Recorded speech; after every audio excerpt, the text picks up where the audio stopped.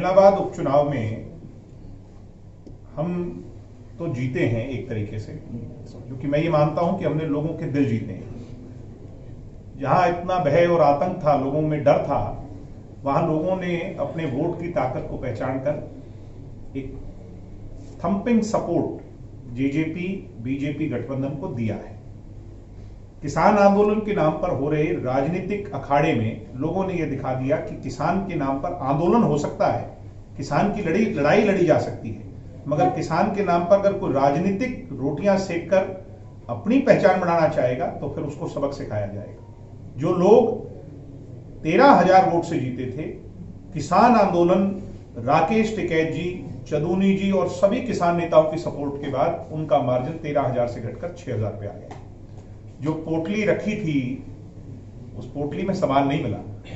इसलिए ये सोचने का विषय उन लोगों के लिए है जो जीतकर भी हार गए और हम हार कर भी जीत गए, क्योंकि हमने लोगों के दिल जीते। तो क्या आपको लगता है कि किसान आंदोलन का जो माहौल बनाया गया वैसा असर ग्राउंड पर नहीं था? मुझे क्या लगता है, सब पूरे देश प्रदेश में जहां भी इस चुनाव को लेकर के बड़ी चर्चाएं हो रही थी, लोगों को और दूसरी तीसरी जो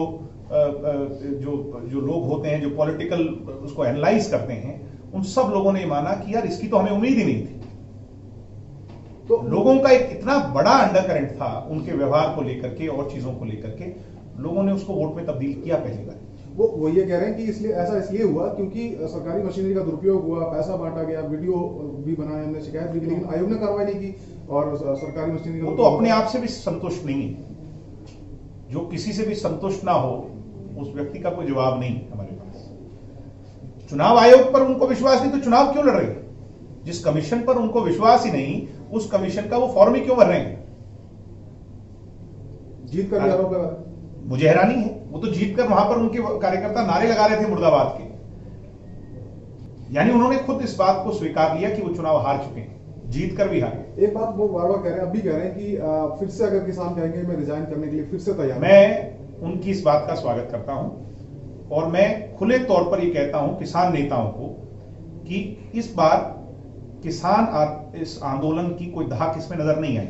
ये मीडिया ने भी लिखा, जाना, सबने इसकी चर्चा भी आज गांव में हो रही है। एक बार इसको और टेस्ट करना चाहिए, बहुत जल्द टेस्ट करना चाहिए, और इस बार कोरोना काल नहीं है, चुनाव भी बहुत जल्दी हो जाएंगे।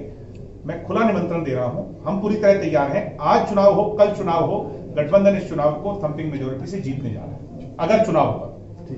दिव्या जी, वैसे तो कल आपने जवाब दिया था, एक वो बात बार बार कहते हैं शेर और गीदड़ का कोई उदाहरण देते हैं। वो सेल्फ प्रोक्लेम्ड शेर हैं और दुष्यंत जी लोगों के प्यार से उनको वो व्याख्या मिली। ये बहुत बड़ा अंतर है। अब उसको अपने आप को चाहे वो शेर कहें, चाहे राजा कहें, चाहे वो कुछ भी कहें, शेर तो लोगों के बनाने से बनता है। राजनीतिक शेर में कोई शेर नहीं बन जाता प्रैक्टिकली।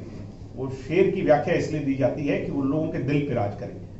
वो लोगों के दिल पर नहीं राज करते, बल्कि लोगों में डर पैदा करते हैं। एक अलग सवाल है, एक सरकार ने बहुत महत्वपूर्ण फैसला लिया, 75% आरक्षण। बहुत ऐतिहासिक फैसला है। 75% आरक्षण की नोटिफिकेशन जारी हो गई। अब असली मायने में इसका फर्क नजर आएगा।